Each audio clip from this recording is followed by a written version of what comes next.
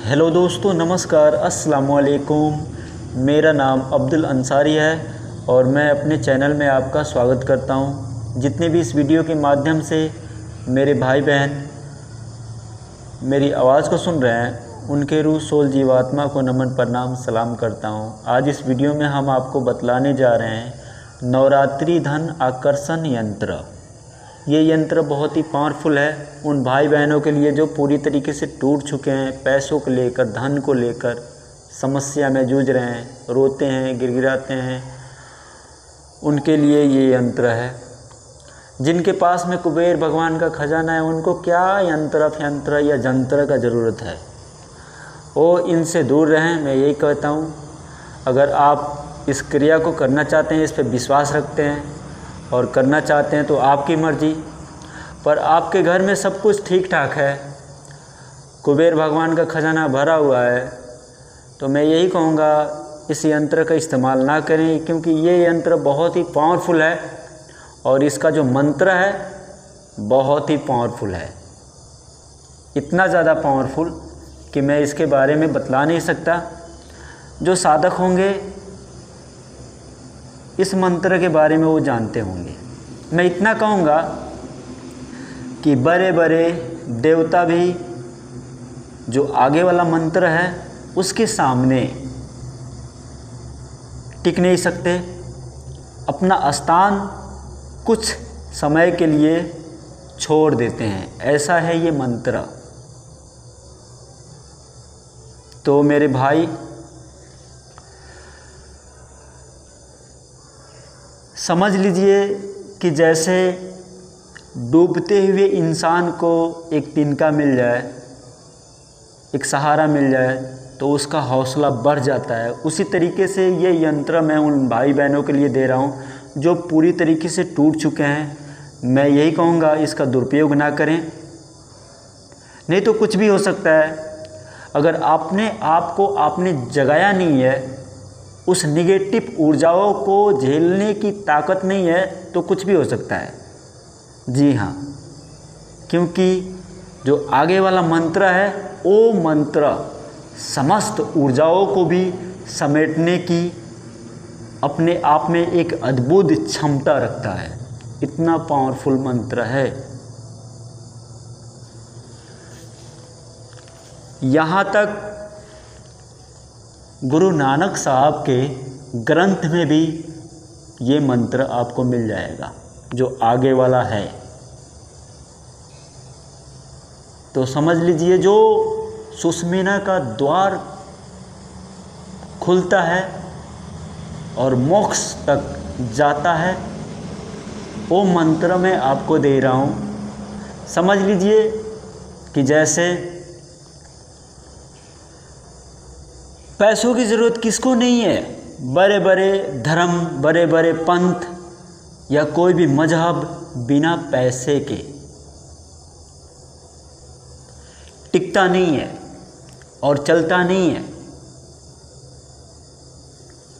इतना कहूँगा मेरे भाई, पैसों की ज़रूरत आपको ज़्यादा है तो अच्छे कर्म करो, दिल साफ रखो, हो सके तो दिल को ना दुखाओ, दिल को तकलीफ़ ज़्यादा मत दो, किसी भी जीवात्मा को मत सताओ ताकि उसकी हाय हत्या लग जाए। हाँ, अगर आप इन हवाओं के बहाव में बह के कुछ कर दे रहे हो तो उसकी माफ़ी मांगो, क्योंकि हवाओं के बहाव में कुछ भी हो सकता है। सारी खिलकत हवाओं में ही ट्रैवल करती है और अपनी इच्छा पूरी करती है। हम तो एक निमित्त मात्र हैं, करने वाला कोई और है।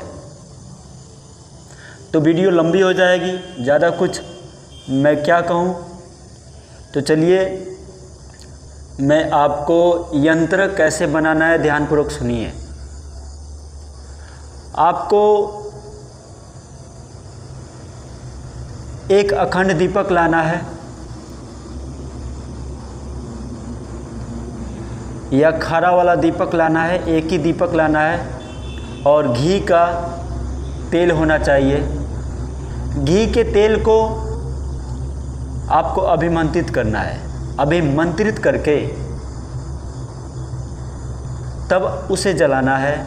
और अभिमंत्रित आपको किस मंत्र से करना है? जो यंत्र के ऊपर मंत्र लिखा हुआ दिखाई दे रहा है उस मंत्र से आपको 1 से 8 बार या 1 बार या 7 बार या आपकी जितनी इच्छा उतनी बार अभिमंत्रित करके आपको दीपक को जला के और दीपक के धुएं को आपको कैच करना है। उसका धुआं बाहर नहीं निकलना चाहिए।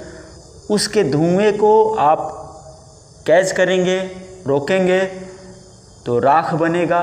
उस राख को आपको इकट्ठा करना है। आप दीपक 3 दिन जलाएं, 7 दिन जलाएं, आप चाहें तो ज़्यादा दिन भी जला सकते हो, मैं इसमें कुछ नहीं कह सकता, पर 3 दिन या 7 दिन से कम आपको नहीं जलाना है। 7 दिन का कम से कम राख को आपको लेना है। राख को लेकर आपको करना यह है कि दीपक के दौरान आपको पानी का, मिश्री का या मेवा मिष्ठान का भोग भी लगाना है। पर 7 दिनों के बाद बीच में या 3 दिनों के बीच में आपको दूब का भोग लगाना है। दूब एक छोटा सा घास होता है जो छोटा होता है। उस दूब को थोड़ी बड़ी मात्रा में भोग लगाना है आपको। पीपल के पत्ते को तोड़ के उस पे ही भोग लगाना है। पीपल के पत्ते को तोड़ लेना है, उस पे ही भोग लगाना है। और पीपल के पत्ते को और दूब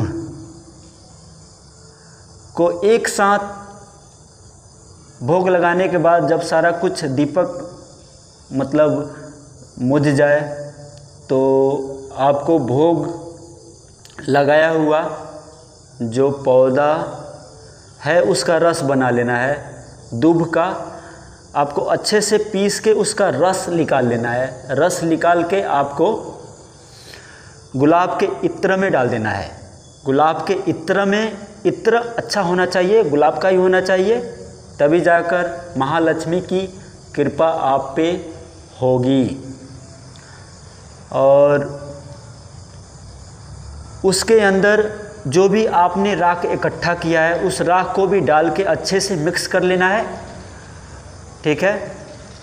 और चीनी या मिश्री जो भोग लगता है मिश्री, उसे अंदर में डाल देना है, उसके अंदर में डाल देना है और अच्छे से हिला देना है। हिलाने के बाद वो मिक्स हो जाए तो आधी मात्रा में आपको निकाल लेना है। आधी मात्रा में निकालने के बाद किसी भी गुरुवार या बुधवार या रविवार या शनिवार या शुक्रवार या आपकी मर्ज़ी जिस दिन भी आप यंत्र बनाना चाहो उस दिन सुबह में या शाम के समय आपको 1 से 8 बार मंत्र पढ़ के अभिमंत्रित करके जिससे यंत्र आप बनाना चाहते हैं उसे अभिमंत्रित करना है। सियाई आपको बना लेना है आधी मात्रा में, जो आपने इत्र मिक्स किया है आधी मात्रा में निकाल के आधी मात्रा में आपको बचा के रखना है, फिर बाद में काम आएगा वो। उसके बाद में आपको करना यह है कि उसे सियाई बना लेना है। काले रंग का सियाई बनाएं या लाल रंग का या हरे रंग का या पीले रंग का सियाई आपको बना लेना है। और यंत्र में जो मंत्र लिखा हुआ है सबसे पहले उसे लिखें, उसके बाद में यंत्र को अच्छे तरीके से लिखें, उसके बाद में नीचे अपना नाम भी लिखना है, ठीक है। अपना नाम भी लिखना है नीचे में नाम आपको लिखना है। तो जो यंत्र के अंदर ओम दिखाई दे रहा है, ओम पहले लिखना है। अपना नाम का अंक, आगे वाला अंक लिखना है। जो तीनों बीज मंत्र दिखाई दे रहा है उसे अपने अक्षर में बिठा बिठा के लिखना है। ठीक है, इस तरीके से नाम आपको अपना लिखना है नीचे में। ना कुछ समझ में आए तो आप कॉल करके, मैसेज करके आप जान सकते हैं। नीचे का जो नाम है वो अगर मेरे बतलाए हुए अगर चीज़ से लिखेंगे तो धन आकर्षण खुद आप बन जाएंगे। वो यंत्र नहीं बनेगा, खुद आप बन जाएंगे, इतना पावरफुल हो जाएगा।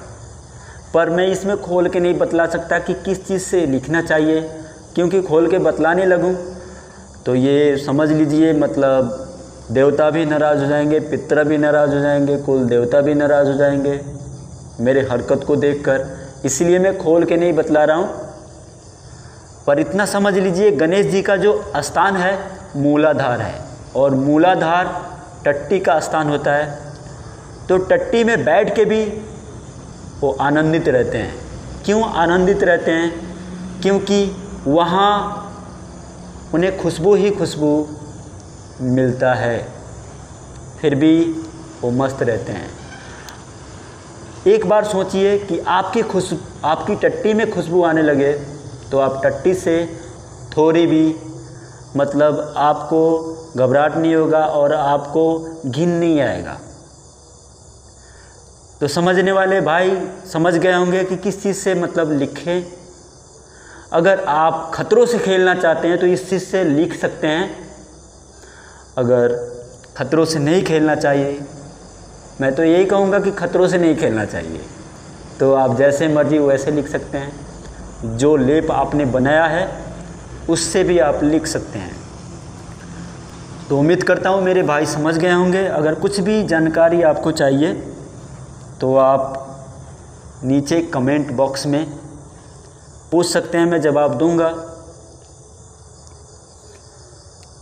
और जब यंत्र आपका बन के तैयार हो जाए तो आपको करना यह है कि किसी भी धर्म ग्रंथ की किताबों में, कुरान में, बाइबल में या गीता में या किसी भी मतलब किताब में जो धर्म ग्रंथ के किताब है, उस किताब में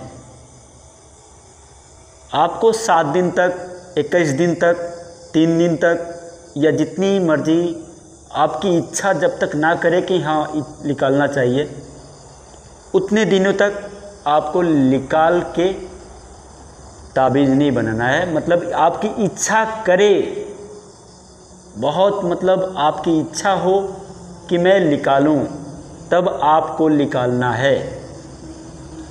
जब खुद से आपको नहीं निकालना है, आपकी पूरी की पूरी इच्छा जागृत हो जाए, अंदर में घबराहट होने लगे कि हाँ निकाल तू उसे जल्दी निकाल, तब आपको निकालना है। निकाल के और ताबीज़ में आपको धारण कर देना है, ताबीज़ के अंदर डाल देना है। डालने के बाद अब काउंट डाउन स्टार्ट, आपका काम शुरू होता है। अपने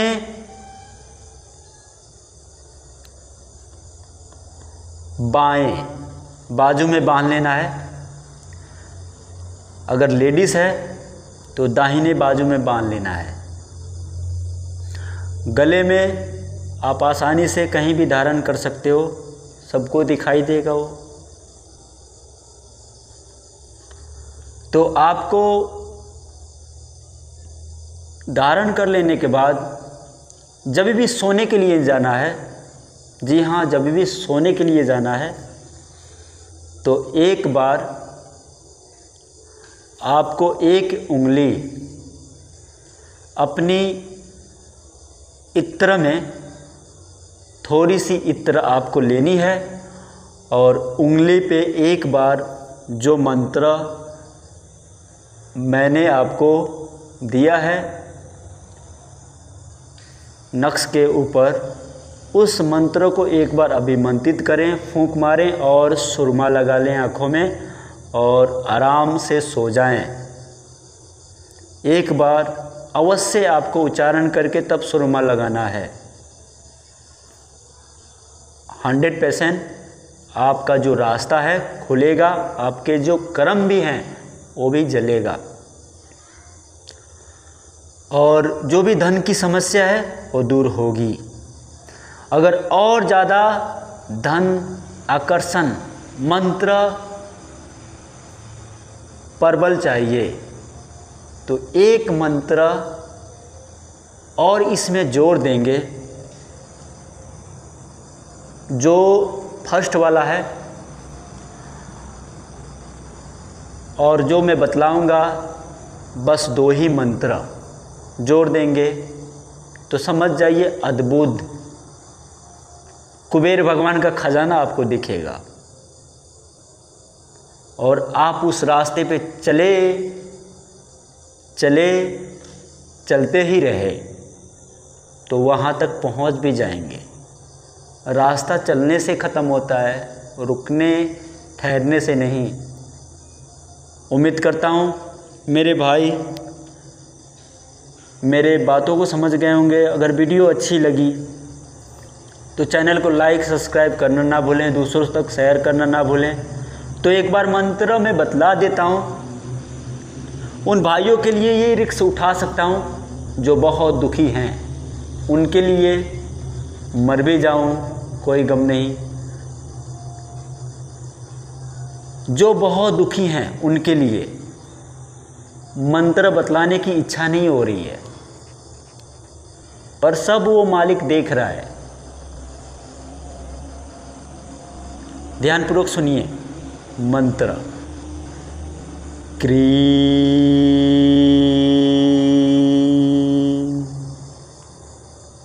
क्रीं क्रीं लक्ष्मी नारायण हरि नमो श्री। इसी तरीके से मंत्र जाप करना है आपको। धन्यवाद।